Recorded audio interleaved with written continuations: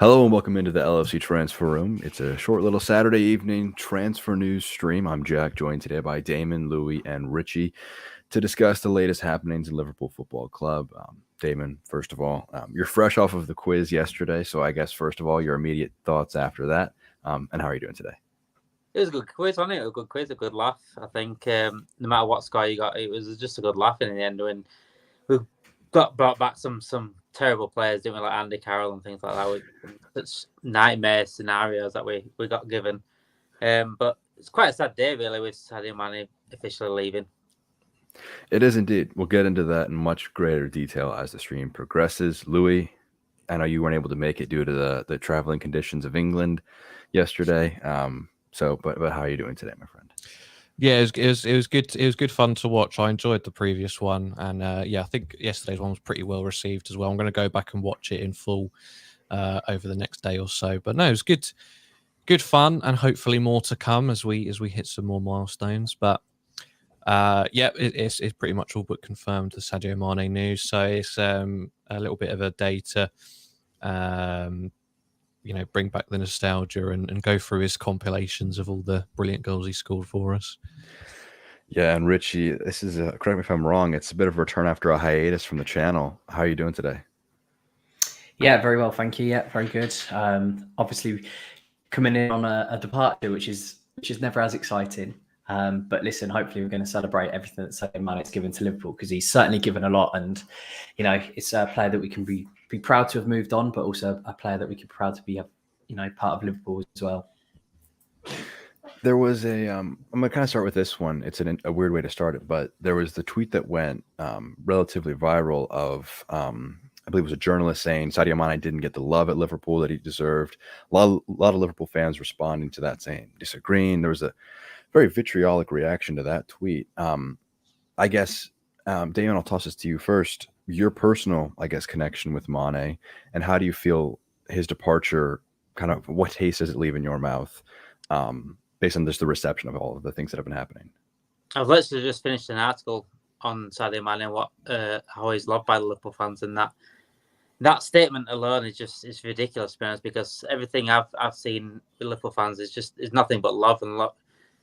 What he's done for this club is unbelievable, absolutely unbelievable. I mean, he's a Liverpool legend, and he will go down Liverpool legend history. And what it was key to our success in Champions League, and especially that Premier League season.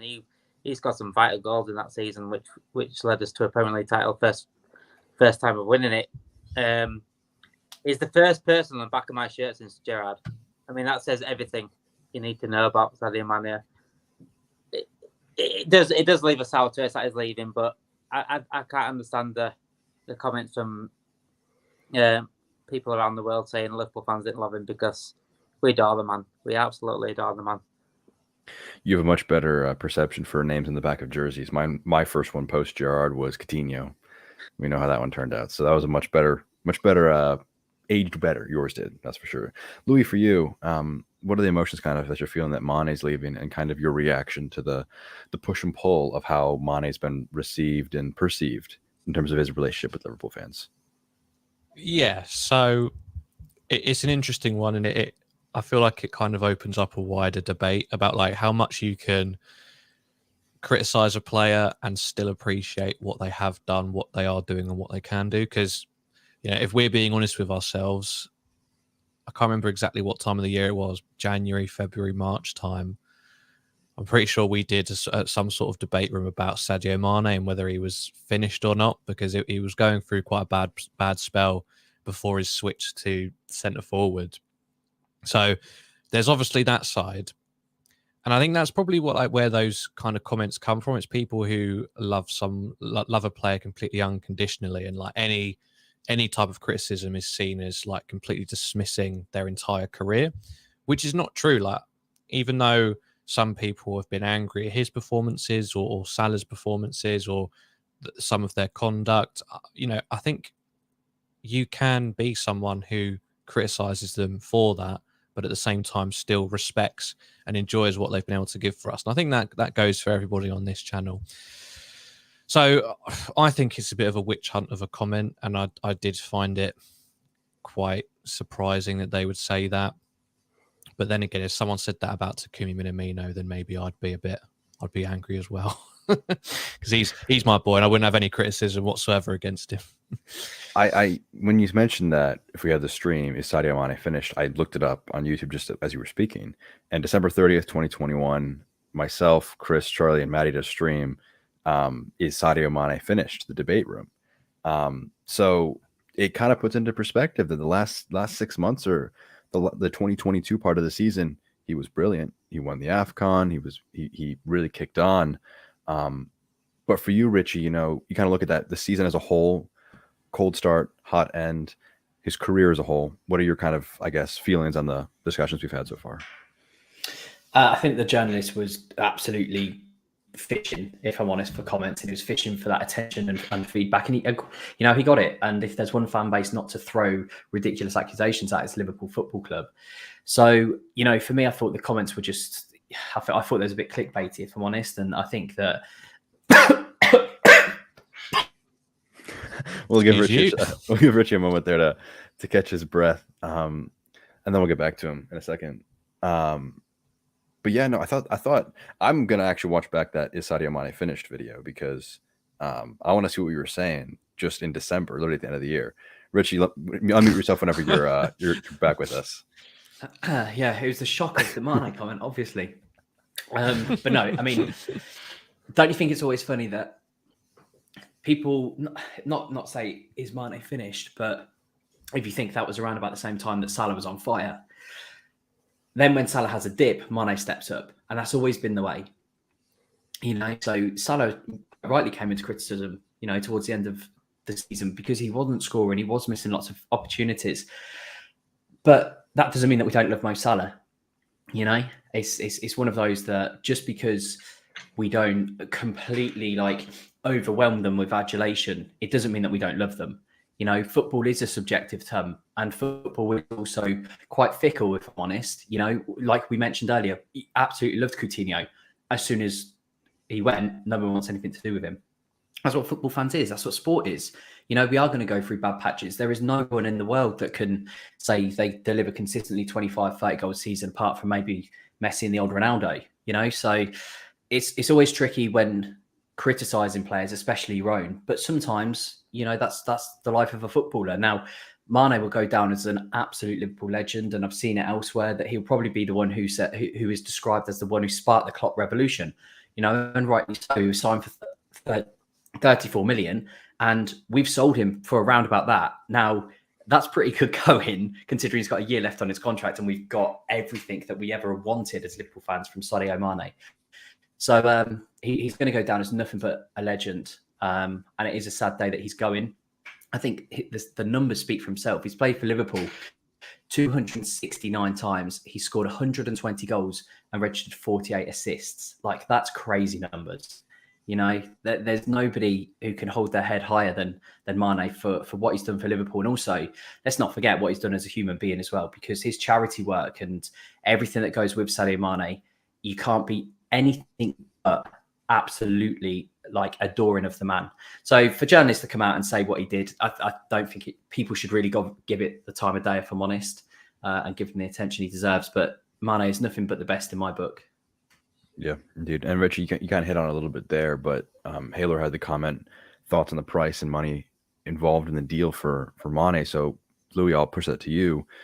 The exact figures reported by Paul Joyce are that it was a guaranteed fee of £27.5 million, with £5 million based on appearances, £2.5 million based on individual and team achievements. So the total package could be worth £35.1 million, which is, as Richie mentioned, near on the same that we had spent 6 years ago. And consider how much football has changed in 6 years, how much he's done in 6 years. He's 6 years older.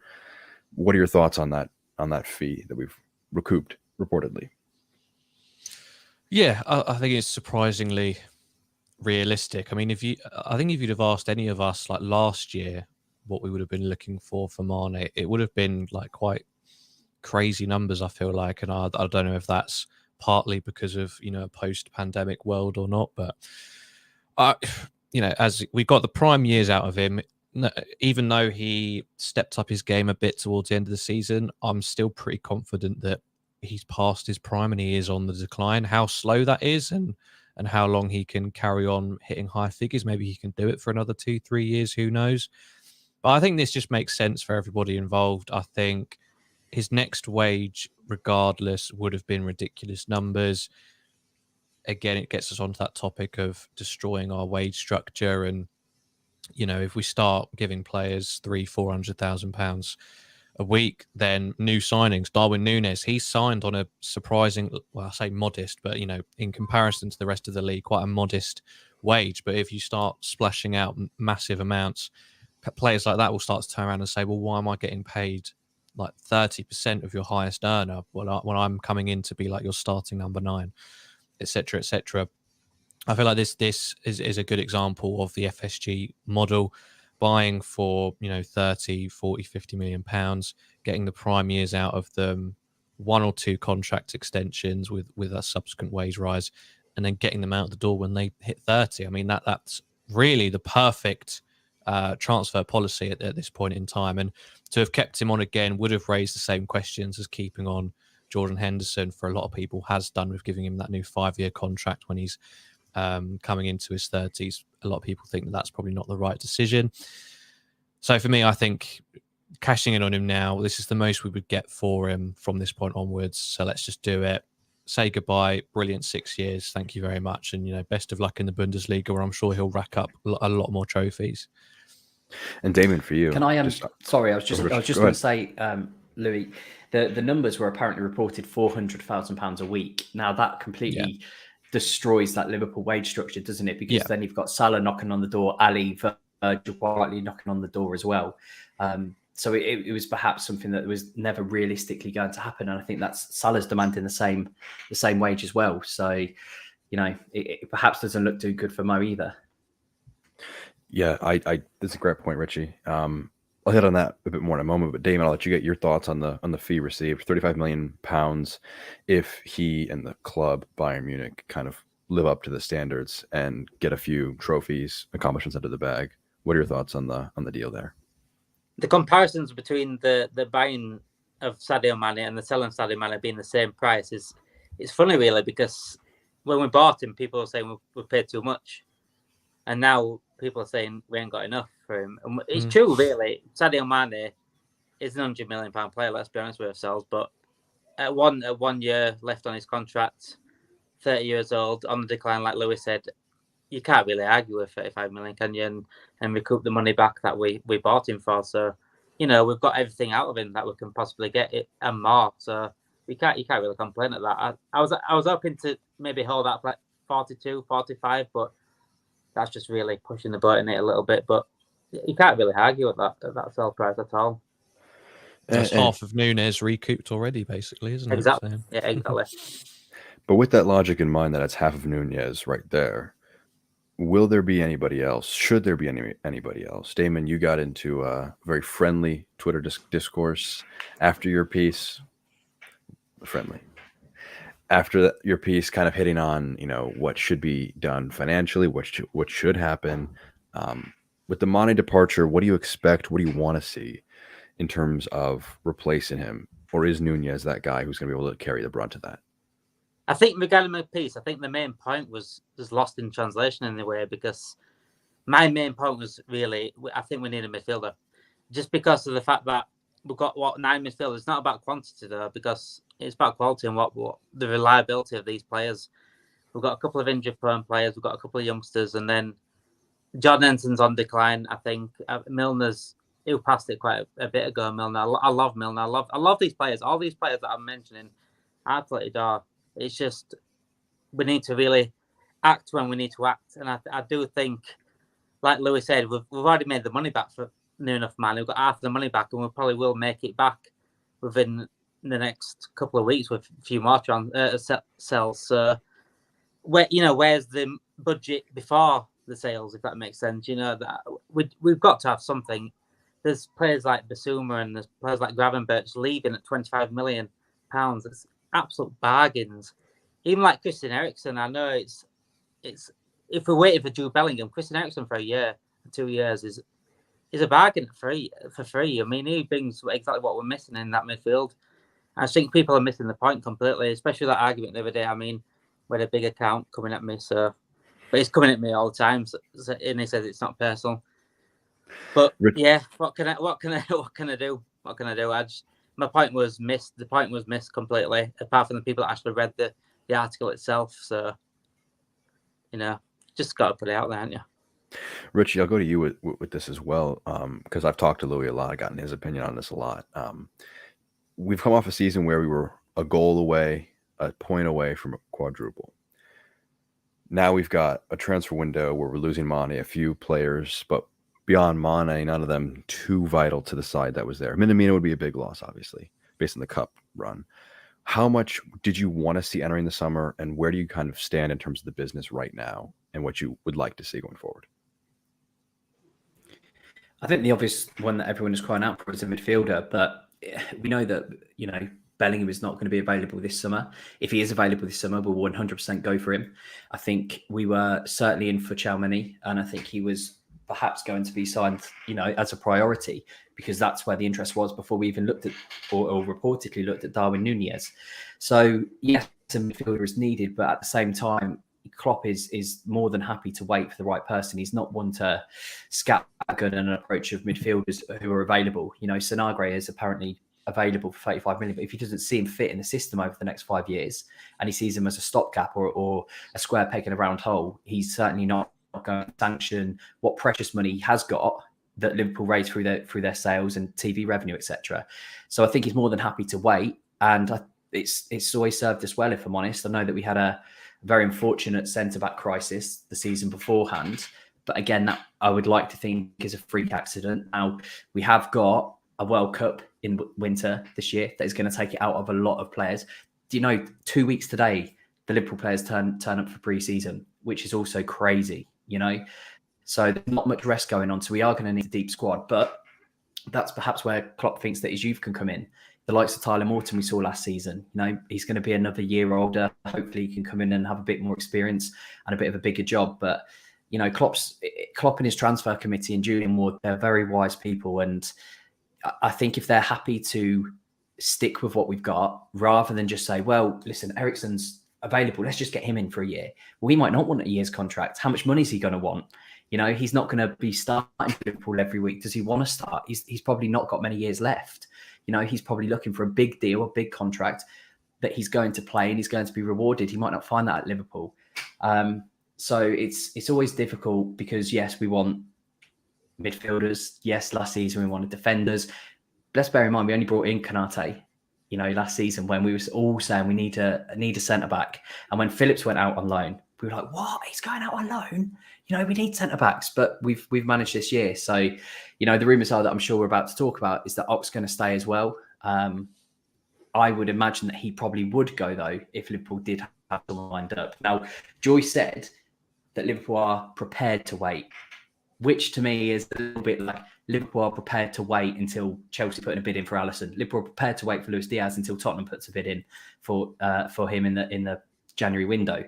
So Liverpool will act when they need to. I'm sure Klopp and his band of merry men have a transfer, shortlist lined up, and if any of them are good to go this summer, then we've got to make sure. But as we found out with Chamberlain, Jude Bellingham is not 100%, is he? He's not going to sign on the dotted line this summer unless we do a Naby Keita type deal.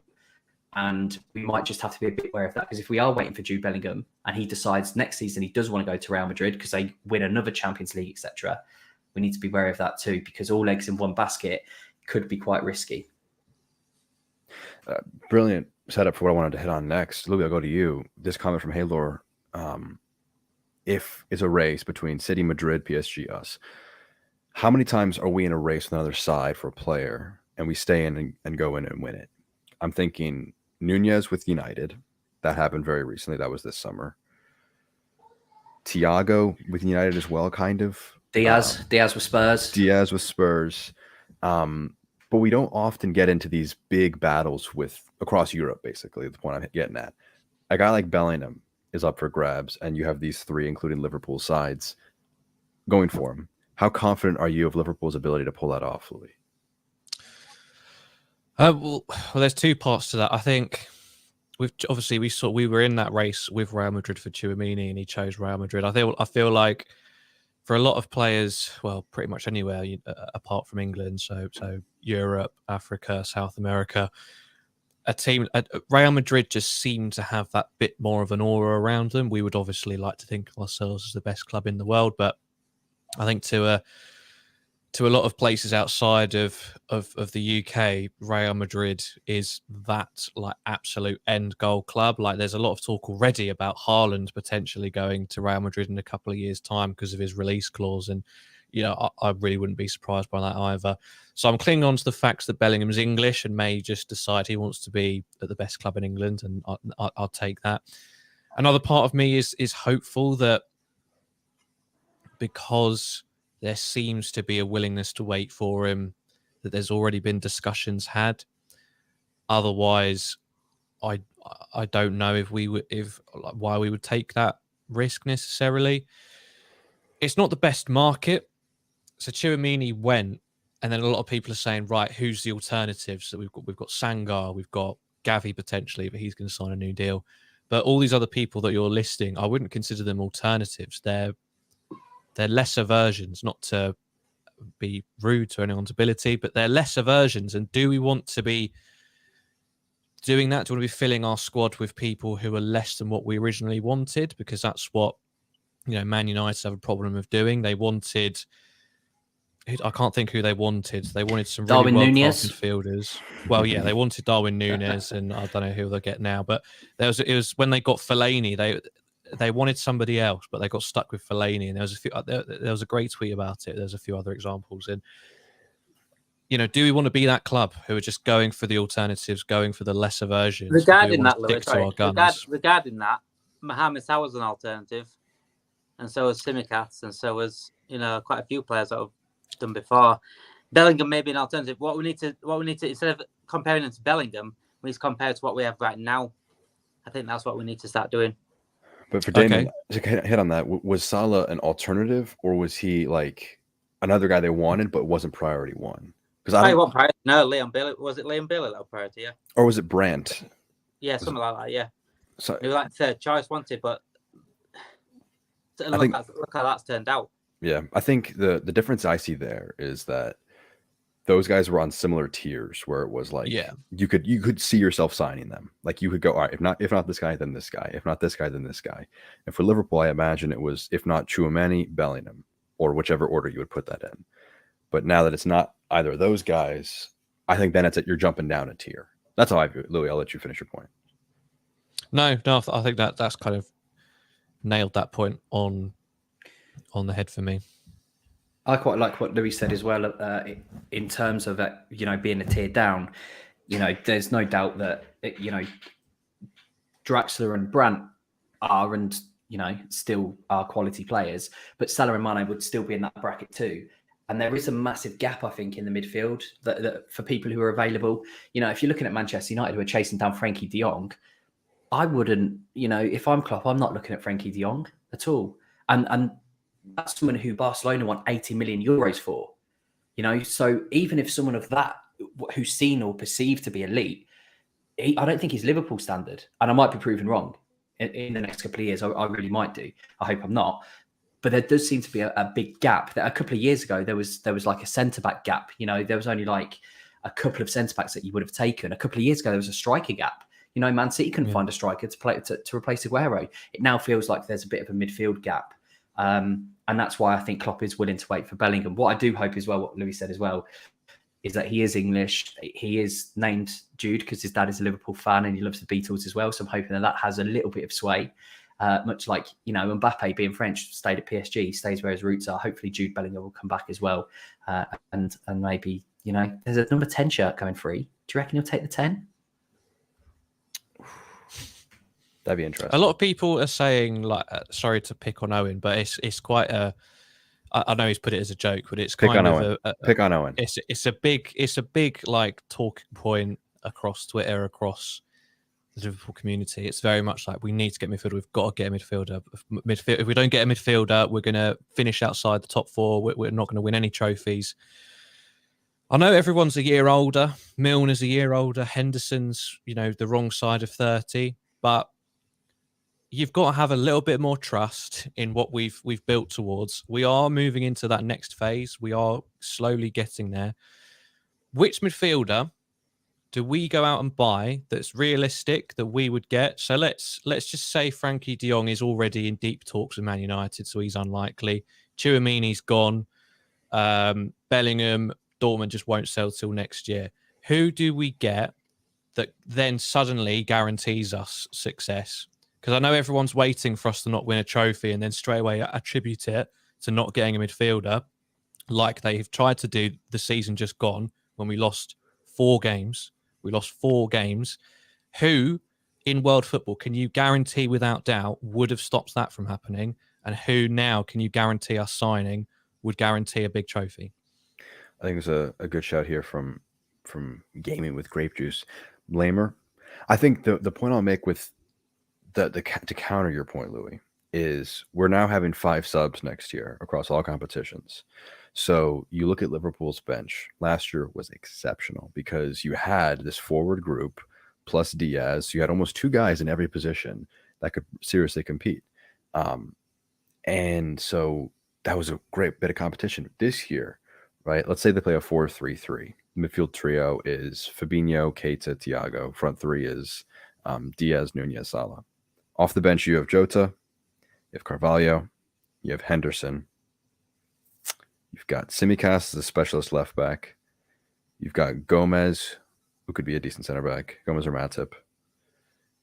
You've got Jones and Elliott, who are decent options. But I think if you have 5 subs, you can afford to get some specialist guys in there, like a Christian Eriksen. I think like a guy like him, where you have so many more opportunities to rotate guys that I don't know. I just think that it would be foolish to make a squad so small when you have so much rotation option. If anyone else has a, I think it's about perception as well. I think there will be some Liverpool fans that think that's it, the season's over with a midfielder.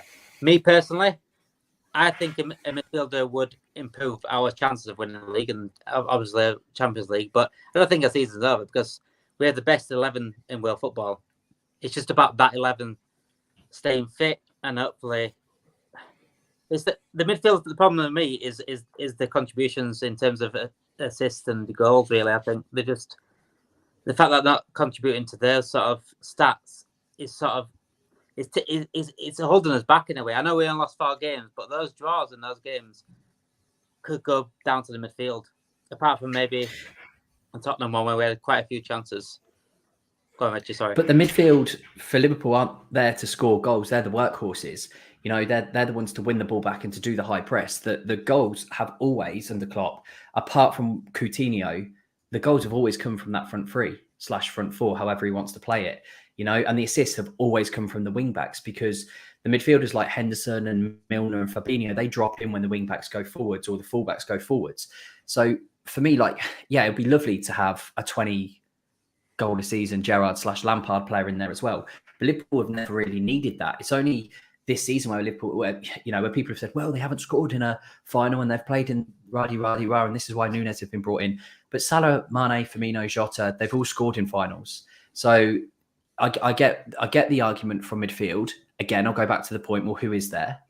But also, that was never the Liverpool midfield job, was to score goals. It was always the front line's job to score goals. And the midfielders were the workhorses. And if you look at Thiago, Fabinho, Milner, Henderson, Keita, Elliott, Ox, Curtis Jones, they are the workhorses in there, And it would be lovely, I'm sure. Up a little bit, though? Do you think Klopp's changed up a little bit?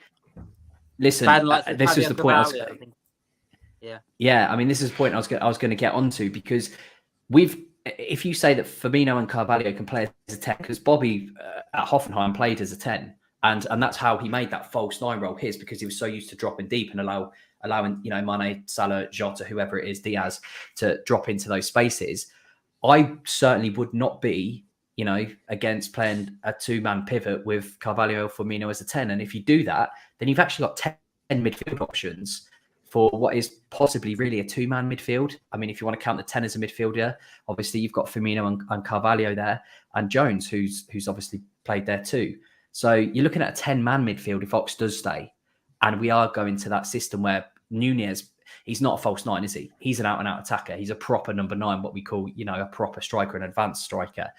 So that system could very well be changed up. And then we don't need a midfielder because, who is there that you would bring in that isn't, a square peg for a round hole? I want to make an argument that I don't believe that we're a midfielder short. I believe we're one player short. I think we could do with 2.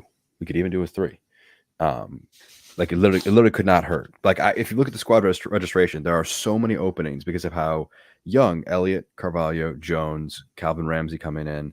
They're all under 18s. They're not taking up squad registration spaces, so you can get them into the squads and still bring in these other players. So my argument would be, say we play that 4-2-3-1, and I agree, Ritchie, then our midfield depth looks really, really good because then you have Fabinho, Thiago, Keita, Henderson as backups. Then you have really good pivot. That's great pivot rotation. I think that's perfect. The 10 is okay. My issue then becomes out wide. You've got Salah and a massive drop-off to Elliott. You got Diaz and a massive drop-off to Jones and Jota. Up front, you're fine. But then I think you have out wide, you have a problem. Then I think you would want to get a Rafinha or a Jared Bowen or someone who could bridge that gap on the wings. That's my thought process, at least. And then it frees us up from this midfield dilemma. Rich, I'll let you go ahead. Yeah, well, no, you're absolutely right. But the likes of Rafinha and Bowen are not going to come to sit on the bench. And I know that Liverpool played a ridiculous amount. I think it was 63, was it? 63 games in the season. But Salah plays most of them. Mane or Diaz played most of them. So Rafinha and Bowen are brilliant players, absolutely fantastic signings. And I was, Rafinha 2 transfer windows ago, I was begging that he came to Liverpool because I think he would absolutely be on fire under Klopp. I think Bowen would as well, for what it's worth. But are they going to be happy to come and sit on the bench and be a bit part player when they could, let's say, either stay at West Ham and be one of the star men like Bowen is, or go to Barcelona / Tottenham / Arsenal and be one of the star men like Rafinha apparently has the option to as well. So again, it's like what's actually out there and available to us. Who is going to realistically come in and make a difference, who we can actually get? Going back to Sadio Mane, his injury record is absolutely crazy. He was only injured over 5 seasons for 29 games. His longest time out was in his first season and he missed 8 games. That's including cup competitions. How on earth you can replace that? Same for Salah, how on earth you can replace those numbers, I don't know, without buying the likes of Burn and Rafinha. So you are right there. But at the same time, would they be happy to come and sit on the bench? Also, they're going to want a massive wage rise to do that. And again, we mentioned earlier, Liverpool aren't the team to just come and say, we're not Manchester United or Chelsea or City or PSG and say, yeah, come and sit on our bench. We'll pay you 250 grand a week. It doesn't work like that. So again, it's like going back to the boring stuff of the finances and the numbers. Who is out there who could come and do that? I want to hit on the point you made about sitting on the bench. I think my biggest worry about not signing a midfielder this summer is all signs point to Salah going on a free.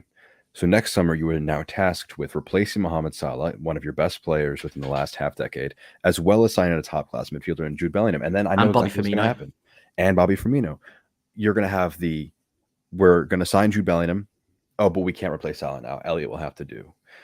Or we signed a Salah replacement. We now don't have the money for Jude Bellingham. So I think that, and if you signed Rafinha, what I would do is I would sign Jared Bowen. And here's why. I don't think he's ready right now. But I think a year of being Salah's backup, rotating, having to work hard to get any sort of minutes, and also being able to rotate in other positions, I think he could play all across the front four. When Salah goes, you have your replacement right there. Is he a step down? Yes, but it would give a chance to bridge the gap for a year and make it so that we fix a problem before it rises, because we're serious. I mean, Nunez is Mane's replacement. That's going to happen in 1 year. If you do Bowen now before Salah leaves, it gives you a chance to really help that.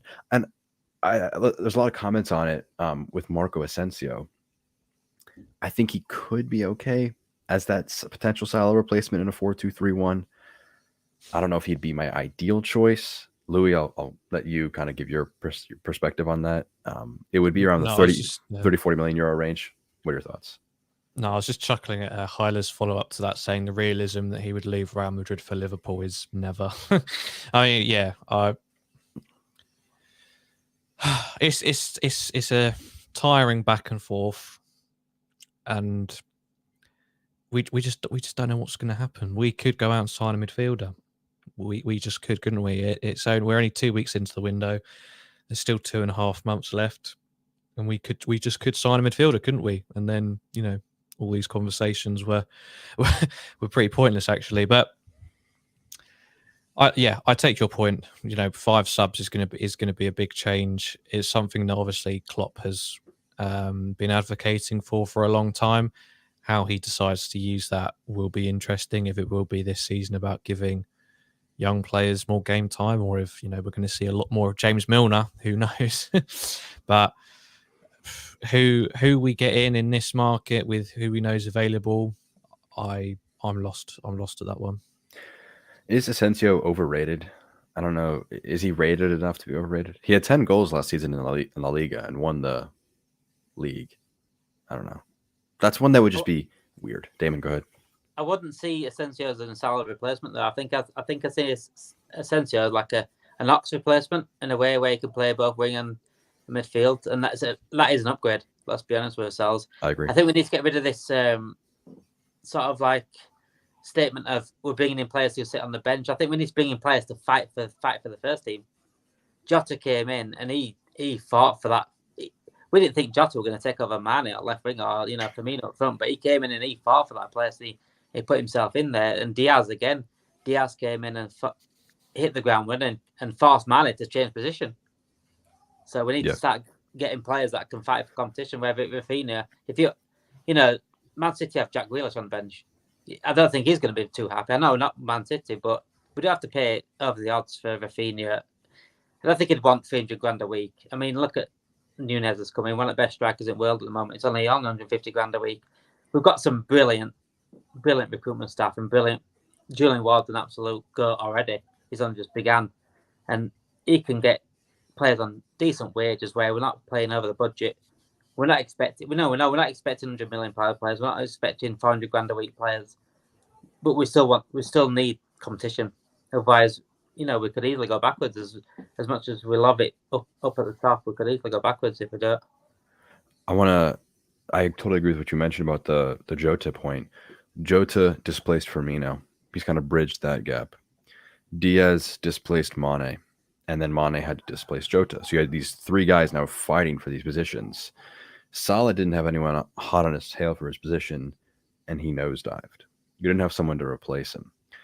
As great as Salah is, I personally want someone hot on his heels who is going to fight for that. I think Jared Bowen would be brilliant for that, because if Salah's entering his last year on his contract and he's holding out for money at Liverpool, if we already have a ready-made replacement, it alleviates our burden in terms of that part of the contract negotiations. You also look at what happened with Robertson, having a bit of lull in his form, his career. You bring in Kostas Tsimikas, and they both look brilliant. Left back is not an issue anymore, and it won't be an issue for 2, 3, 4 years from now, because assuming Tsimikas is comfortable with his rotationary piece, because clearly he was trusted by Klopp. He came on in the FA Cup final, and he won us the FA Cup. So I don't know. Me personally, I think you can't look at the evidence in the last few years of players coming in as direct competition and seeing the serious improvement that happened, and not say that a Jared Bowen wouldn't make Salah better, or a Conrad Lamer wouldn't make Naby Keita better, or start and just be better. I guess that's my main point. But it's very interesting what happens next. On Oxlade Chamberlain, let's mention that. We kind of floated that a little bit. It's in the description of today's video. For you, Damon, stay or go? What are you doing with Ox? I'd be very surprised if the other boys didn't agree with this. But I'm shocked that he's staying, to be honest. I do. He's been brilliant for that first season that he came in, and then he had the hindering. It was downhill from there, and he's not really hit the same form, has he? Let's be honest with ourselves. He's got to go, but I'd be very shocked if these boys don't even say go. I'd be very shocked. Louis, are you shocking Damon? No, never. I don't have agendas against many players. I try to keep an open mind and be willing to change my mind. But Ox, he's got to go, isn't he? He's got to go. He's taking up a valuable place, and I just don't see him adding much of any value to this Liverpool squad. I know he covered during AFCON. I don't think he was brilliant. I just think he did what was necessary. Tyler Morton probably could have done the same, if not better, and gotten some more experience. I hate to be that guy who thinks he knows best, but even during his first spell before that Roma injury, I don't think he was incredible. I think he got some good finishes to his highlight reel, like that Man City goal, or was it twice in the same season? He ran around a lot. He did what that workhorse midfield needed to do. But for me, never really Liverpool quality. Always wanted him to do well. Really liked him as a person. Great for our PR team, and maybe he could stay. Keep doing that in some capacity at some point. But no, I'll be happy to free up that space and hopefully fill it with someone better, or give one of the younger players more of a chance. Ritchie. Which younger player would you give a chance, though? Who do you think could come in and do a better job than Ox? Because we've already mentioned in the market, there doesn't seem to be too many people available. So which young players are going to come in and do that job? Sorry, I meant from our academy. So yeah, I'd give his minute. I'd give more of his minutes to Tyler Morton. I think he might not be ready. He genuinely might not be ready, but there's probably I think someone he in still the adds tens more to our club. He'll probably do a better job than the tens. Listen, Richie, I'm not Oxlade. I mean, I'm not Ox's number one fan at all. You know, if people listen to the podcast, I said I think he needs to move for his, own sanity. He doesn't look happy at Liverpool at the moment. At the back end of the season, Klopp certainly looked like it, wasn't going to happen for him. The fact that he didn't even get on, to say farewell speaks volumes. I think that he can't really be. I don't want to say can't be trusted, but I don't think he's certainly valued as highly as perhaps he had been in the past. He's missed 74 games for Liverpool through injury. Now, that's just shy of 2 full seasons, So it's one of those that it is what it is with Ox. We've also got to think realistically, is anybody going to be in for him? We're saying that we're not going to let Ox go, but has Man actually United apparently anyone come in for him? Yeah, I would believe that pigs fly more than I'd believe that rumour. In fact, I believe Paul Pogba was going to join to Liverpool last season with that rumour, where Pogba was going to join Klopp's revolution. That brings us full circle, though. They wanted De Jong, they're going to get Oxlade Chamberlain. So there's the backup then. There's the backup. Yeah, like you're thinking. But no, I can't see anyone actually really being in for him, if I'm honest, because if he's rumoured to be around, I don't know, what, 14, 15 million pounds, is anyone going to take, again, that big a risk on someone who is struggling with injuries, who hasn't now really got a position that is his? Is he a midfielder? Is he a right winger? Where does Ox sit? Because this season, he's not really sat anywhere. He's sat in midfield and at times not done a lot, had a pot shot every now and then. I don't think he's a midfielder, if I'm honest. And this is the issue, isn't it? He came into Liverpool to be a midfielder. And before that injury, and listen, that was a huge injury, that cruciate ligament rupture. That was a huge injury. And if you're going to play in Klopp's press with a cruciate injury that you had 316 days out for, that's a massive issue for any pressing system. So maybe we're keeping Ox because there's no interest in him, and there'll be more interest in him next year as well. He could also fit in that 10 role. How can you be 28 years old and still not know your best position? Well, I'm sure he feels like he knows where that is, but I don't think any of us could truly identify where he works best in this Liverpool team. When he came to Liverpool, he thought he was going to be Gerrard, didn't he? That's what he fancies himself as a centre mid, but I don't think he's got the 360, awareness to play that. Yeah. I'm gonna make the argument for my boy Ox.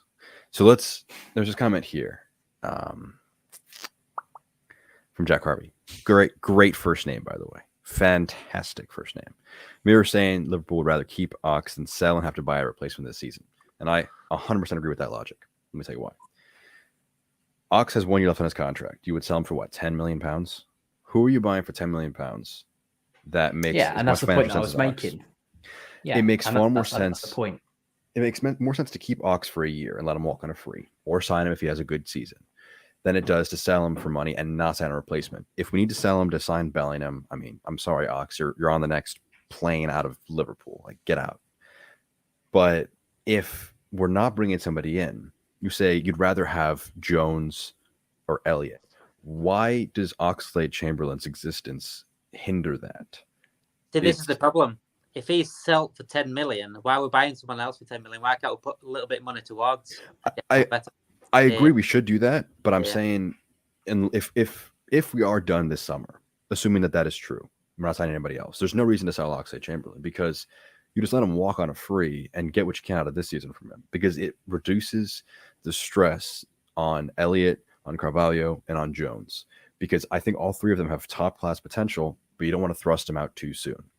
So I think having Oxlade Chamberlain there not only helps for the morale, because he's clearly a great guy to be around the side, but he's also the biggest goal threat from the midfield. I agree he has major inefficiencies in the midfield in a lot of areas, but name me another guy who can do that goal against Manchester City where he gets it, spins, and just lasers one.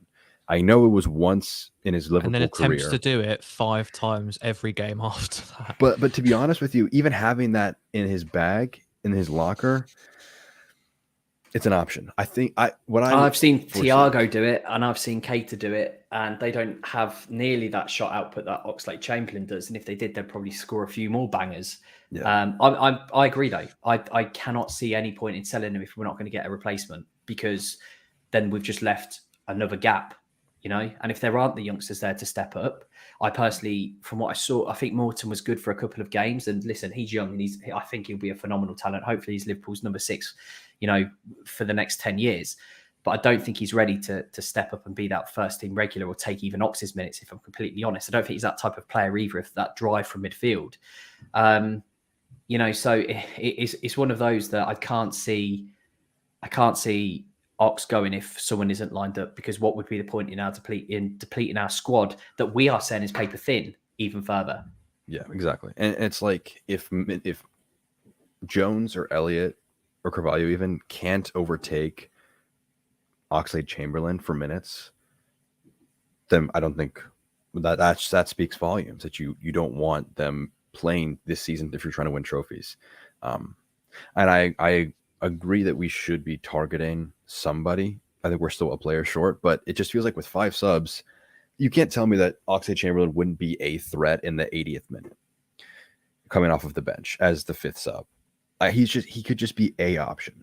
And it's like that Klopp quote that pissed everyone off. Is like, he has a dynamic that you can't buy in the transfer market. And I actually agree, because you wouldn't buy a guy like Oxlade Chamberlain on the market. You'd keep him, but you wouldn't buy him, if that makes sense. So that's where I stand on that. I wonder if his head's gone though a bit.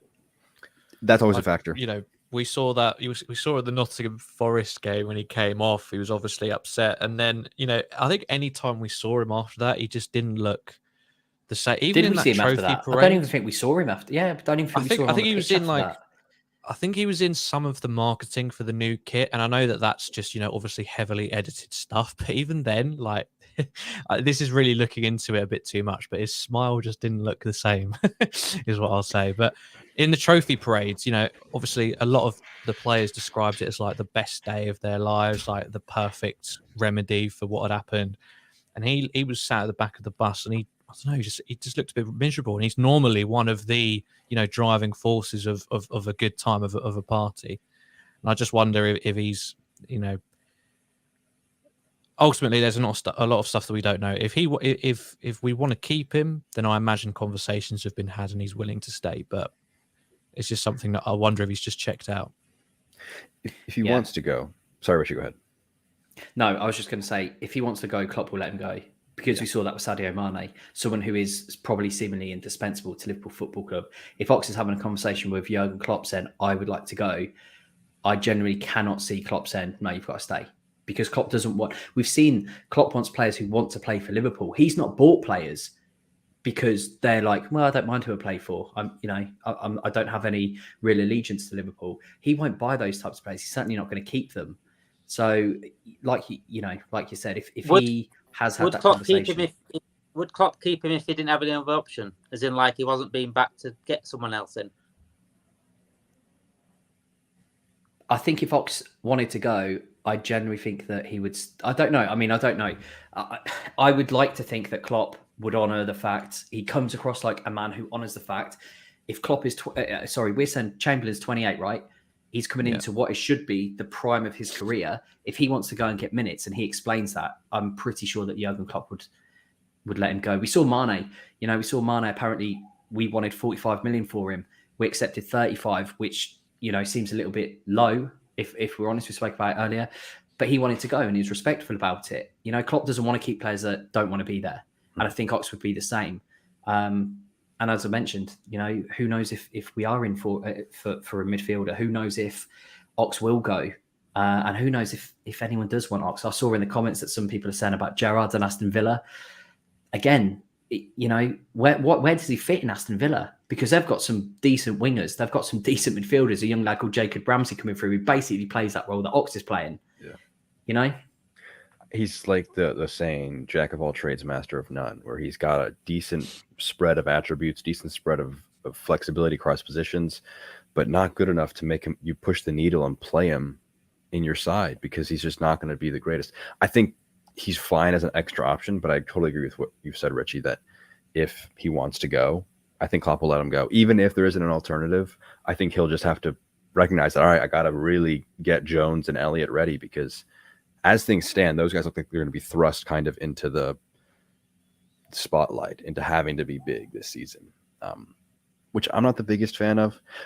Let's get some thoughts on Curtis Jones, actually, because I'm personally a really, really big fan of him. I think he's got top-class potential. I think of him, Carvalho, and Elliott, I think they're all chances. They all have the potential to be starters. I don't know if they're world-class Ballon d'Or contenders. I just know they all could be starters if they reach their potential.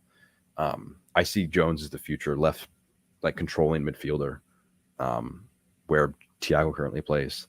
Like, if you just watch his ability to receive the ball in tight spaces, his decision making is woeful. But he's 21. He can develop that. Also on Oxlade Chamberlain, before I forget, he's actually going to turn 29 before the start of next season. So he's not like he's like an old 28. Not that makes a huge difference, but he's pretty old. Like, he's basically 30. And if he's basically 30, he's basically retired. But back to the Jones discussion. Damon, Curtis Jones, what are your opinions on him? It's a shame with Curtis Jones, because in games he's been unbelievable. I mean, I go back to that Porto game in the Champions League last season in the group stage, and he was just the best player on the pitch. He was an absolute standout compared to everyone on the pitch. Even likes of Thiago and players were there. He stood out, but he just didn't do that enough for me. He didn't do that enough. He'll do it 1 out of 10 games, and that's just a Liverpool standard. I know he's only 21, but I see more potential in Elliott than I do Jones in terms of the level that Liverpool need. I think he'll always stay at Liverpool because he's a scouser, and I think he'll be a brilliant squad player. It'd be like your Nicky Butt of the Man United eras. I think it'd be very, very important for Liverpool, but it's never going to be that first team, unfortunately. Never that first teamer. Louis, you agree?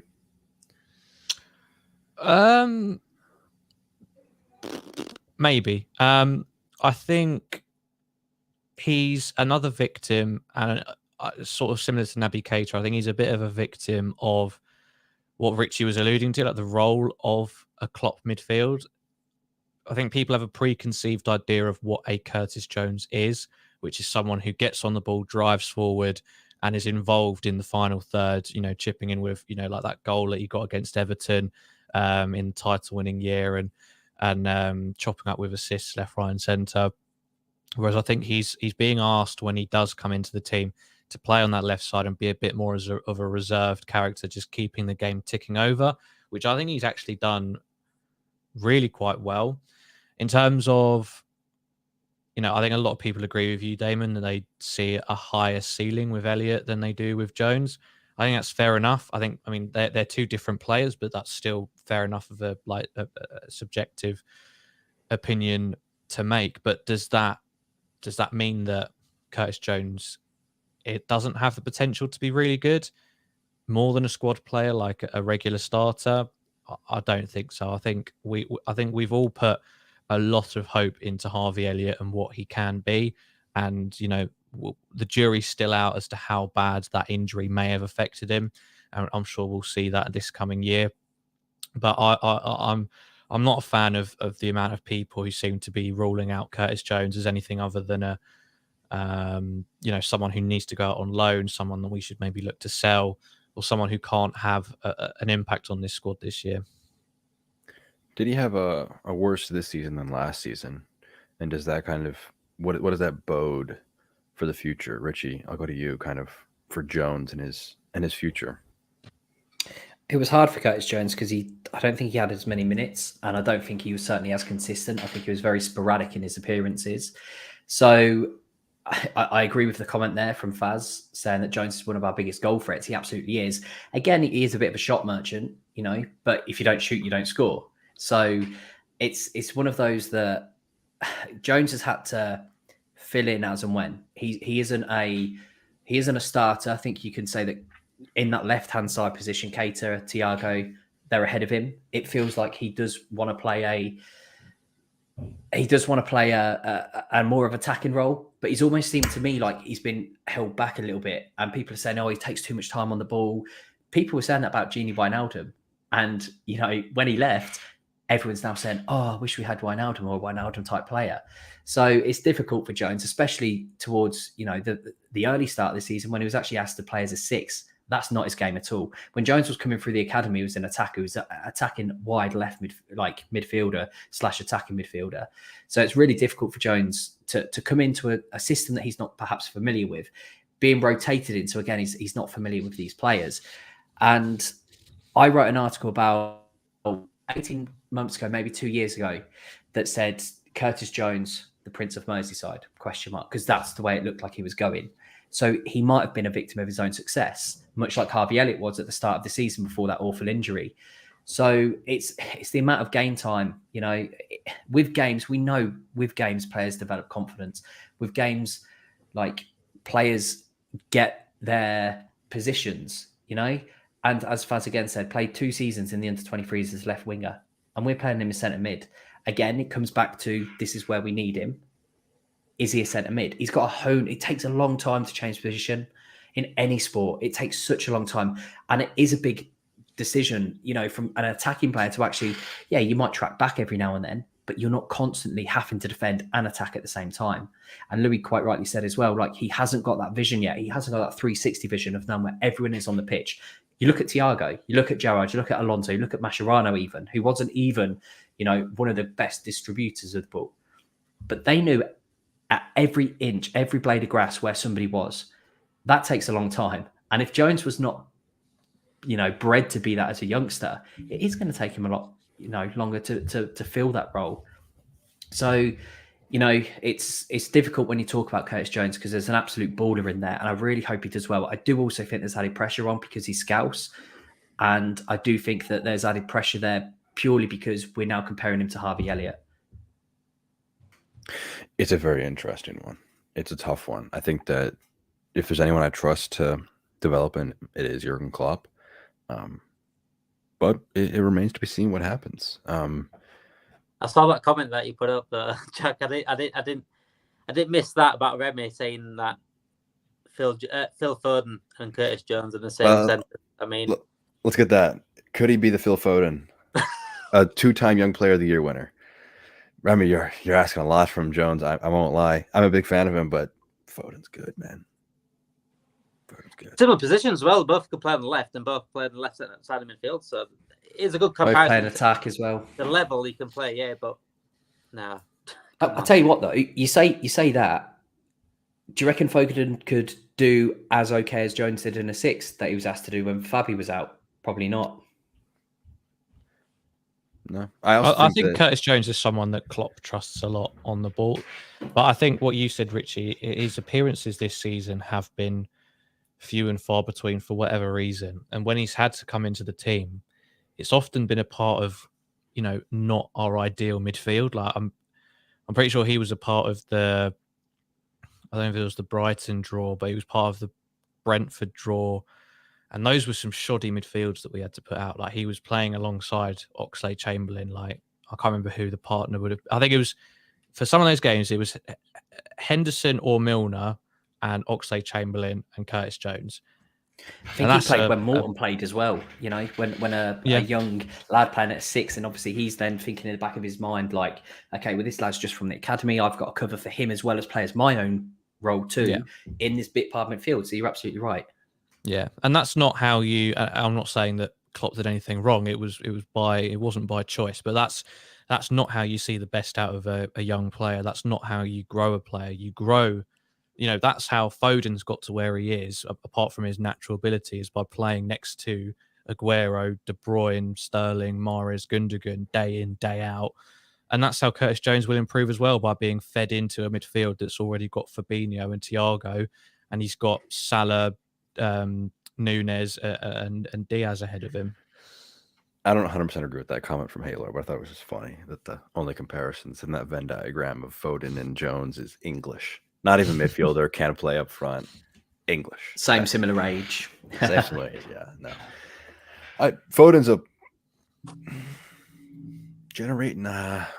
he's good. No, Foden's very overused. I don't know if he's generational. Guardiola is the most talented player he's ever coached. And he's coached a few good ones, hasn't he? So again, we'll see if he gets to the Xavi and Iniesta levels. I don't know if he does, fair play to him, but we'll see about that.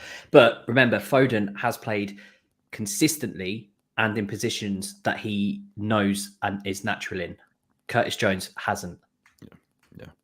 I think this is an interesting comment. Not strong enough for the midfield, not quick enough for up front. I think you can add strength much easier than you can add pace. So I think he could just add a few extra. I know I read an article a couple years ago where it's like the entire strength and the best muscle to have strength is just have a great butt to just like bounce players off of you basically when you receive it. So just get doing some squats, Curtis, and I don't know, just get a very fat butt, and you'll be good. I have no idea what this means. What the hell is a London ego? Sorry, just as a Londoner, Louis, I just wanted to bring you have that London ego, don't you, Louis? I get that. Yeah, from you. It's the tattoos on the fingers and the carefree attitude. That's what it is. Listen, don't diss tattoos, and not just people from London's got them. Oh no, don't worry. Don't worry. I hate doing those mentality things. I give the Pogba stuff with him doing the Pogmentary, which is kind of a meme that he's got a Pogmentary. Like I think that's kind of funny.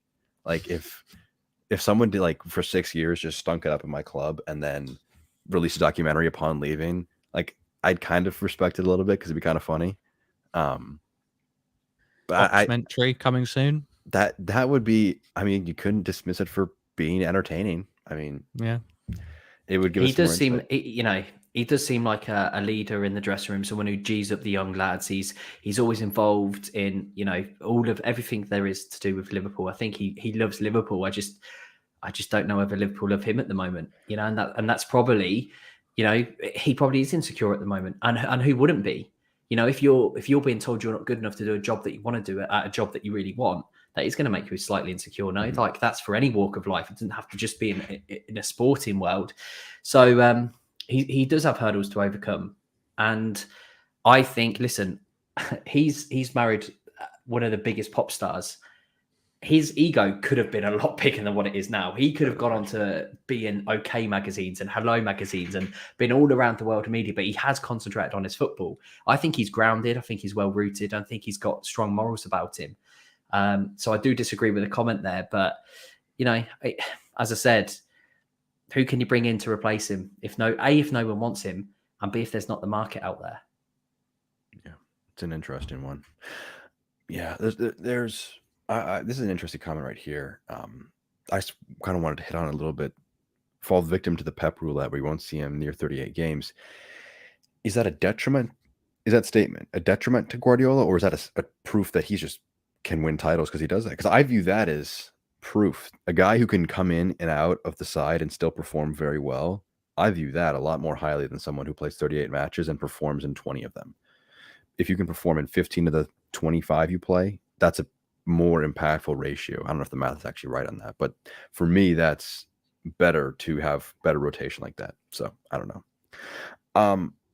we're getting towards the end of the stream. A great hour-long discussion. Make sure to subscribe to the channel if you're not already. Like the video. Let us know other streams and videos you want to see. But we've kind of talked about Jones, Elliott, and Carvalho.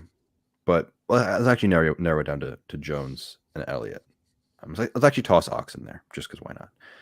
Of those three guys, Jones, Ox, Elliott, who has the best 2022-2023 season? Damon, go. Elliott. Easy enough. Any debate for that in your head? No. Simple, man. Louis, the three. Who has the best season? I'm gonna back Curtis Jones to have a bounce back and surprise a few people, because I think maybe just out and out what happens, maybe Elliott will have the better season, but I think for people's preconceptions this year, I'm hoping that Jones can really bounce back and push on. Ritchie, of those three guys, who you're putting your money on them. Your mortgage is going on this guy to have the best season. Where is the money going? Oh, do you know what? It comes down to the formation, doesn't it? Because if he goes to a 10, then you'd have to back Jones all the way. Because Elliott would then be substandard to Salah, because he's not going to play in a double pivot. Neither's Jones and neither's Ox. So if he changes the system, you'd probably have to say Curtis Jones, because he's probably going to feature a lot more.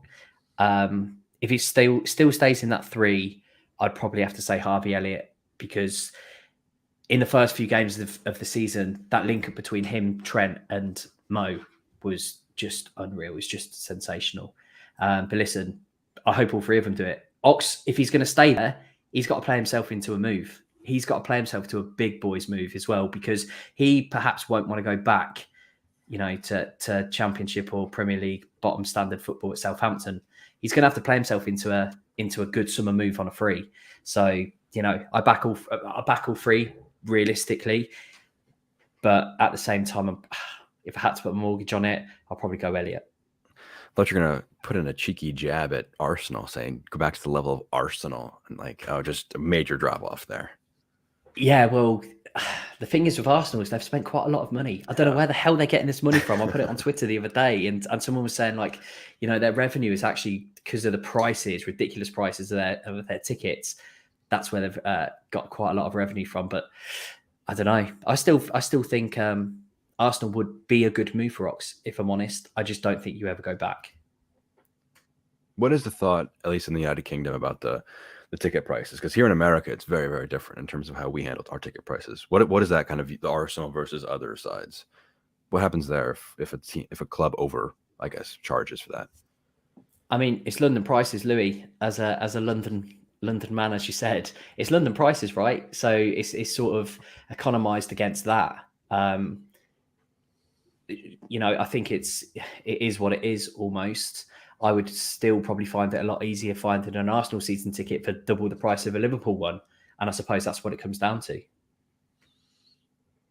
Yeah, I think we're just a pretty docile bunch over here. Well, America and the UK, I think we're more than happy to complain about it a lot on social media. But, we've done a few protests to stop the increase of season ticket prices. It's only when we're pushed very, very, very far that we kind of come out in numbers. But other than that, we'll just stick to, complaining to each other. It's the state of the economy in the UK right now. Everything's going up, but everyone's just like, oh, flipping heck. When's someone going to do something about it?